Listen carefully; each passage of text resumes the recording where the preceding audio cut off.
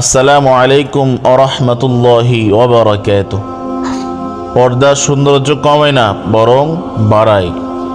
মেয়ে ঝকঝকে নতুন একটা আইফোন কিনলো। শুধু তাই না, সাথে একটি স্ক্রিন প্রোটেক্টর এবং সুন্দর একটা কভারও কিনলো। সে তার বাবাকে ফোনটা দেখালো। এরপর তাদের মধ্যে অনেক কথা হলো। তাদের মধ্যে কি কথা হলো, সেই কথাগুলো আজকে আমি আপনাদেরকে শোনাতে চলেছি। প্রিয় দর্শক, ভিডিওটি না টেনে সম্পূর্ণ দেখার অনুরোধ রইল। বাবা বললেন, খুব সুন্দর মোবাইলটি, কত দিয়ে কিনলে? মেয়ে বলল, এই তো বাবা, 50,000 টাকা দিয়ে ফোনটা কিনলাম, 1200 টাকা দিয়ে ফোনের কভার কিনলাম এবং আরও 200 টাকা দিয়ে স্ক্রিন প্রোটেক্টর কিনলাম। বাবা বললেন, আচ্ছা তুমি কেন কভার এবং স্ক্রিন প্রোটেক্টরটি কিনলে? তুমি তো চাইলে আরও 1400 টাকা সেভ করতে পারতে।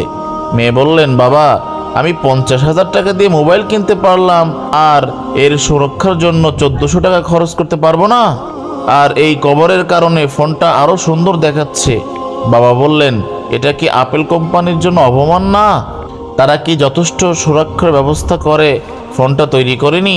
মেয়ে বললেন, না বাবা, তারা নিজেরাই পরামর্শ দিয়েছে যেন আমরা স্ক্রিন প্রোটেক্টর এবং কভার ব্যবহার করি এর সুরক্ষার জন্য, আর ফোনটার কোনো ক্ষতি হোক তা আমি চাই না।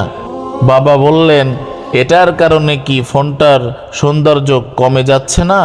মেয়ে বললেন, না বাবা, সৌন্দর্য আরও বাড়িয়ে দিচ্ছে। এরপর বাবা তার মেয়ের দিকে তাকালেন এবং ভালোবাসা মাখা একটা হাসি দিয়ে বললেন, আমার মেয়ে, তুমি জানো আমি তোমাকে কত ভালোবাসি।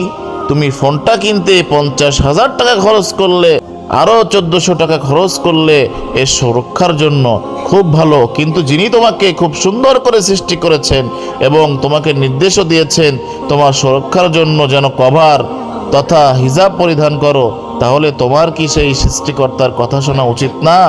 ফোনটার সুরক্ষার জন্য তুমি কি না করলে তার জন্য তোমাকে আখিরাতের প্রশ্ন করা হবে না?